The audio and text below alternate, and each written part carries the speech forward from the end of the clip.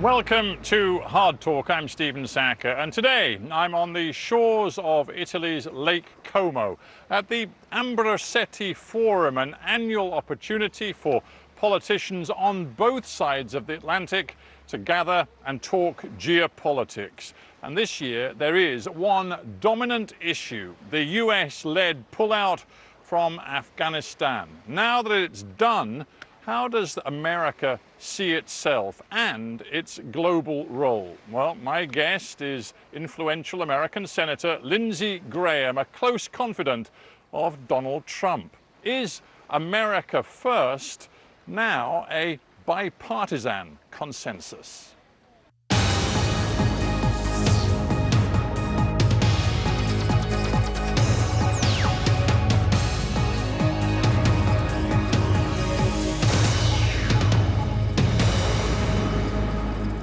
Senator Lindsey Graham, welcome to Hard Talk. Thank you. America is sacrificing no more blood and treasure in Afghanistan. Isn't that a source of profound relief to the American people? No. I think most Americans are upset that we left our Afghan allies behind. I think most Americans are upset that we have American citizens behind enemy lines. I think a lot of Americans wanted to wash their hands of Afghanistan. It's been 20 years. That's what the polls say. Yeah, the polls say that the American public had had enough. But not now. If you ask them, are you worried about us leaving Afghanistan? A majority said we shouldn't have left. Democracies have always been schizophrenic about this. If you talk about making Afghanistan a democracy, there's not a whole lot of support. If you talk about having some of our troops over there so radical Islam won't hit us at home, there's support. And the problem with people in my business is we've never honestly talked to the American people about why does it matter about Afghanistan. Everybody remembers 9/11, it's like a week away, but we've never made the case of an enduring presence. So we left, I think, in a horrible way. The likelihood of people helping us in the future against the war, radical Islam, has gone down. The likelihood of Al-Qaeda and ISIS hitting us again has gone up. But let's talk about the politics of this. Just a few days ago, you made an extraordinary statement. You said that President Joe Biden should face impeachment for what he has done. That should be on the table, I think. I think it's still... How can you say that when the root of the decision to get out of Afghanistan was clearly ceded by President Donald Trump? He was the one, back in February 2020, who did the deal with the Taliban, released thousands of Taliban fighter prisoners, and he was the one who put that deadline on the table. Well, the deal was as follows, conditions-based. If the Taliban worked in good faith with the Afghan government to form an inclusive government under the Constitution of Afghanistan, and they did not try to take the country over militarily, we were going to leave the beginning of next year. Neither one of those conditions were accepted or followed, but here's what I would say. They changed every other Trump policy because they had the right to do so. They had the right to change this one if they wanted to, but the actual deal... But hang on a minute, because you matter. You are one of Donald Trump's closest confidants. Are you acknowledging that Donald Trump got this horribly wrong? No, I think he made a mistake of negotiating with the Taliban without the Afghan government. I would have done it differently. And releasing those 5,000 fighters? Well, it's not so much that. How does the war end? Reconciliation between the Taliban and the Afghan people writ large. So negotiating with the Taliban to end the war makes perfect sense to me. Allowing the Taliban to take over the country militarily makes no sense to me. And there was conditions in the deal with Trump where they couldn't do that. So whether you blame Trump or Biden, here's what awaits us as a Western world. Those who fought along our side are going to meet a very terrible demise. They're going to be treated very poorly, and our likelihood of having friends in the future to deal with radical Islamic threats goes down. And if you don't think Al-Qaeda and ISIS are planning ways to hit us right now from Afghanistan, I think you're making a grave mistake. But to be blunt about it, Joe Biden, echoing the sentiments of Donald Trump, has told the American people, we are no longer in the business of nation building, fighting forever wars on other people's behalf. So when you talk about the people living in fear in Kabul today, the horrible situation facing women who think their rights may be abused and eroded, The message from America is we don't and we cannot care about that and put our forces in harm's way for that. I think that's the Joe Biden message, which is dumb as dirt. And let me tell you why I think Joe Biden's been wrong for almost 20 years on this stuff. Joe Biden doesn't see the existential threat from Afghanistan to the American homeland. How did we get attacked 20 years ago, September the 11th? The Taliban gave al-Qaeda a safe haven to plan and plot against America.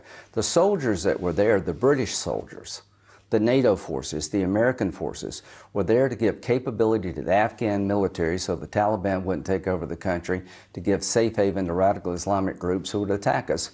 When the caliphate was formed in Syria and Iraq, 20 countries got hit, 2,000 people got killed because we pulled out of Iraq. So here's what I've been trying to tell the American people. A residual counterterrorism force made up of NATO members and U.S. Special Forces is an insurance policy against another 9/11. President Biden is trying to tell the American people there is no vital national security interest in Afghanistan, and he's dead wrong. The NATO forces were willing to stay in Afghanistan if we stayed. We chose not to stay. They couldn't stay if we left. So you may be tired of fighting radical Islam. They're not tired of fighting you. I'm just, again, very mindful of the fact that for the last few years, you have been one of Donald Trump's biggest cheerleaders in the US Congress. Yeah. It was Donald Trump who called NATO obsolete. It is Donald Trump who has developed a toxic relationship between the United States and much of Europe and other partners around the world. It's Donald Trump, frankly, who seemed much more comfortable dealing with authoritarians. How come you, Lindsey Graham, were his great supporter if you now feel the way you do about America's commitments? I've always felt that NATO was a good partner that should have paid more. So Donald Trump got NATO to up its game, to contribute more. Donald Trump took a military in the United States that was pretty well depleted and made it as strong as it's been since Ronald Reagan. We can argue about Donald. Let's be honest. Donald Trump was the America First president. Donald Trump planted the seeds of isolationism that we see today in your country. Well, I would say let's judge him based on what he did. He destroyed the caliphate. Okay, it rose on Obama and Biden's watch, and Trump sent the military in to destroy it. When he left, there were 2,500 U.S. soldiers on the ground with NATO allies. They're no longer there. He killed Soleimani, which I think was a good thing. He rebuilt the military in a fashion where we can be effective all over the globe. The deterioration of the military during the Obama years was real. So here's my point. Whether you like Trump or not, whether you believe it's Trump's fault or Biden's fault, here's where we're at as a world. The Taliban are not reformed. They're not new. They have a view of the world out of sync with modern times. They're going to impose a lifestyle on the Afghan people that I think is going to make us all sick to our stomach. But most importantly, they're going to give safe haven to al-Qaeda, who has ambitions to drive us out of the Mideast writ large and attack us because of our way of life. We will be going back into Afghanistan as we went back into Iraq and Syria. Hang on, you seriously think the United States will once again, in a foreseeable future, put troops back into Afghanistan? We'll have to, because the threat will be so large. Why did we go back to Syria and Iraq? Why do we have 5,000 troops in Iraq today? Because of the caliphate rising, projecting force outside of Iraq, killing Americans, killing the French, attacking the British. So yes, it will be a cauldron for radical Islamic behavior. You cannot deal with this over the horizon. Here's my solution. Help the resistance in the Panjshir Valley. The Taliban will not be able to govern Afghanistan. They're hated by the Afghan people. What's going to happen over time is you're going to see the resistance rise. ISIS will come after the Taliban large, and the entire country is going to fracture in the next year, creating a perfect storm for Western interests to be attacked. You can do one of two things. You can say, that's no longer my problem, let it build and get hit, or hit them before they hit you. If I may, I now want to talk a little bit less about geopolitics, a bit more about personal politics. Okay. Your journey, to many people, both in the United States and around the world, it's pretty inexplicable. You were the great friend and ally of John McCain. You and he, and I've interviewed you about this in the past, you and he were the great advocates of using America's military might overseas. You believed in interventionism to defend values, to project America's power. And then in 2016, you jumped horses. You backed Donald Trump, as I said, the America First president, many see as an isolationist. He hated John McCain, but you made a choice. You chose proximity to power with Trump over principle and John McCain. Yeah, well, so that's sort of the liberal narrative, and here's what actually happened. Trump won. Right. So you, No, I didn't choose. You got proximity to power. No, I didn't choose Donald Trump. The American people chose Donald Trump. My state voted for Donald Trump. I'm a senator from South Carolina. John McCain was pretty good with working with people he didn't get along with. So I made a conscious decision after saying every bad thing I could about Trump during the 2016 And campaign. you know that I'm going to wheel out the quote, which has been Totally. hung around your neck a million times. You called Trump, when you were running against him, you said to the Republican Party, don't vote for this guy because he's a race-baiting, xenophobic bigot. Religious he does bigot. not, he does not bigot. represent my party. And you know what my party told me? Go to hell. He won. And so you abandoned your principles. No, I didn't abandon my principles. Well, you thought the guy was a xenophobic bigot. I accepted the consequences of the election. In a democracy, I can take my ball and go home, but the people in South Carolina chose President Trump. The people of America chose President Trump. I've tried to help him where I could. So it's okay to help a guy who you believe is a racist bigot through 4 years of a presidency. It's okay for Kamala Harris to serve as Joe Biden's vice president when he suggested he supported racist policies. If you know anything about democracy, when the election's over, if it doesn't end, then you never have the ability to govern. So I understand the game being played here, and what will I do? I will help Joe Biden where I can. I voted for the infrastructure bill. I'd like to help him more, but it seems to be that we're on different planets politically. If Donald Trump runs again, I will support him. This debate isn't just academic and about what happened in 2016. It's about today, it's about your party, and it's about the future of the United States. For example, your party right now looks like it is dominated by an extremist faction. Would you agree with that? From your view, I agree that that's what you think. No, I don't agree with that. Who is driving the strategy, the vision of your party? Is it the people who continue to believe... Hang on, let me just finish this question. Is it the people who continue to believe that the election was rigged, it was stolen from Donald Trump, that Biden has no legitimacy, and that assault on the Capitol on the 6th of January was, as many of your colleagues in the party continue to insist, actually the work of leftist radicals, not the work of Trump supporters? No, that's not the majority of the Republican Party. What happened January 6th was an affront to democracy. Trump deserves his fair share of blame. Bottom line, I hope everybody went in the Capitol goes to jail. What's driving this party is that the way we do business seems to be better over time. We control the border. It is now just a complete chaos. During our time, we cut your taxes. They're spending money like drunken sailors. Inflation is through the roof.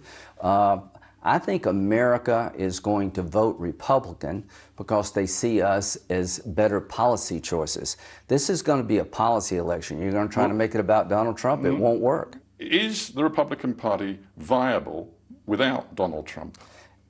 Yes, the party... So why are you clinging to him? Because I think he's the leader of the party. I think he was a good president from a conservative point of view. And did you think he lost the election or not? Yeah, I think he lost the election. Because he doesn't. So what does that tell you? He definitely lost the election. But he says it was stolen. How many politicians have said, I was ripped off? No, but this is about democracy. The guy doesn't accept the democratic verdict of the American people. Hillary Clinton didn't accept the election. The bottom line... I'm sorry, there's no comparison. Donald Trump sits in Mar-a-Lago and says this election was rigged, it was stolen, he believes that. And that Joe Biden is not the legitimate president of this country. I don't believe that. I don't think it was stolen. So why do you say he's the leader of our party then? Because the policies he enacted worked. See, most people are not going to judge 2022 by what Trump said. They're going to judge based on life in America. Life in America now is pretty tough. Crime is on the rise. The borders are broken. Inflation is rampant. Afghanistan's a mess. We look weak and feckless. We're coming back because the way they've overplayed their hand.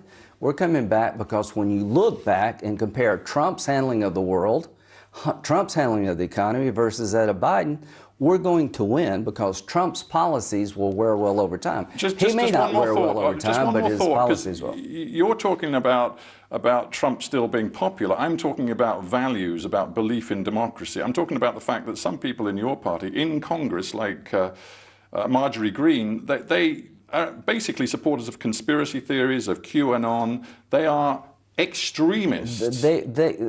They're not the leaders of this party. I went through this with CNN last night. That's the liberal narrative.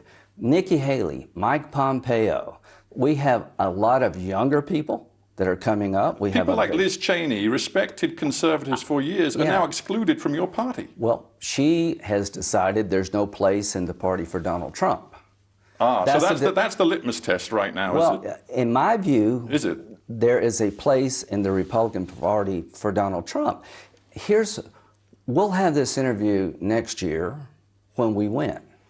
And how do you explain the fact, if the Republican Party does take over the House and we take over the Senate, is that a damning indictment of the American people? You would have it to believe that if you vote for the Republican Party, you're voting for extremism, you're voting for authoritarianism. That's a bunch of garbage. Let's talk specifics then. Why has your party seemingly decided to fight a culture war against science? And I'm thinking particularly of the way your party has handled COVID-19. Get vaccinated. So what's your message to senior Republicans like Ron DeSantis and Greg Abbott in Texas, who are actually fighting so-called mask mandates? If it were up to me, and I'm not a governor, I would let local communities decide whether or not a mask was appropriate for school or the workplace. All I can say about COVID is the best thing going is the vaccine. It's not a mask. Take the vaccine.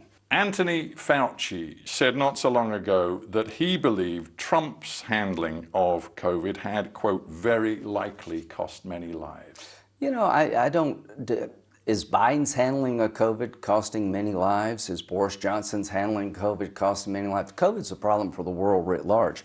The Delta variant is coming back strong. There may be one behind it. All I would say is in terms of a worldwide pandemic, it came out of China. I think it most likely came out of a lab, and the world is, the more vaccines we can get out, the better.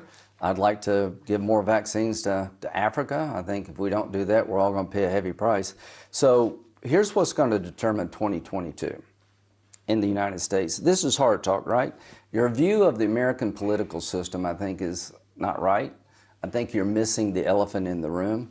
I think you don't quite understand the dynamic in America, that the reason the Republican Party will come back is because the policy agenda of President Biden has not worked, that the policy agenda of President Trump looks better by the day, that the average person doesn't see the Republican Party as some kind of extremist group of people waking up every day trying to change America. I think that is a narrative that's being pushed that will not stand the test of time. There's one other specific area I want to quickly touch on, and that is the state of Texas's decision to introduce a new abortion law, which in essence would make unlawful any abortion after 6 weeks. Now this, to many Americans, looks like a fundamental challenge to the Roe versus Wade rights of women to get an abortion. It is. Your party, it seems, wants now to go out there and overturn a woman's right to an abortion. Is that correct? Yeah, the Republican Party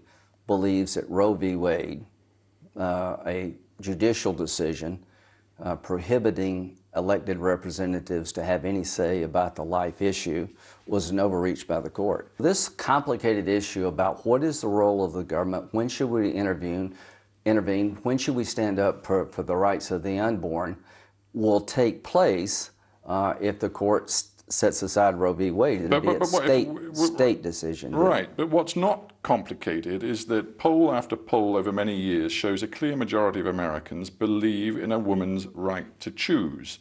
That's probably true. You and your party now appear to be determined to fight a cultural war on this issue. Well, why? If you believe that life is sacred from the beginning to the end, and if you believe that the government should have some say about when life begins and how it ends, that was taken away by a court decision. I don't know what you believe about when we become who we are, at what point in time in the development of the human being that you actually have an individual identity, There are a lot of Americans who are pro-choice who don't like the idea of late-term abortion, right? You know, later in the birthing process, abortion becomes less popular. Whether you like our position or not, it's there. We have consistently said we thought Roe v. Wade would be an overreach. We'll see what the Supreme Court does, and that will be on the ballot. I suppose my question is, do you worry about the polarization, the deep divisions in your country today, which, frankly, your party appears to be making deeper rather than attempting to bridge? I think this idea that somehow the Republican Party is to blame for divisions in America by itself is ridiculous.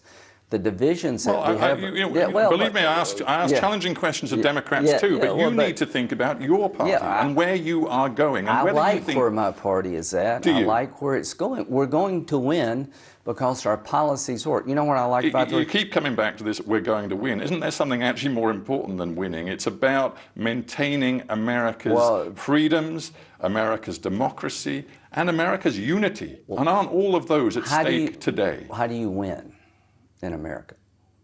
That's a great question, because people vote for you.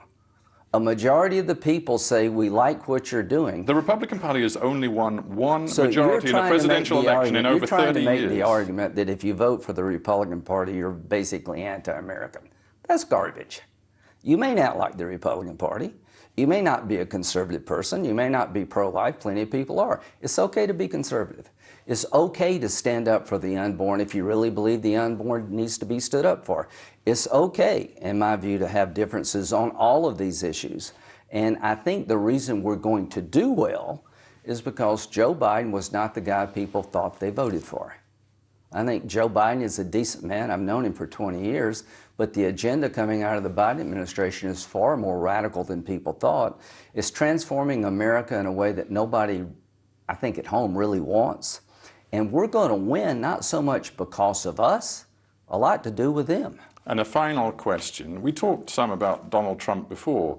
When you talk about winning, is Donald Trump, in your view, going to be the presidential candidate for your party in the next presidential election? And can he and will he win? I think if he runs, he'll get the nomination. Do you want him to run? Yeah, I'd like him to have another chance of it. If he runs, he'll win.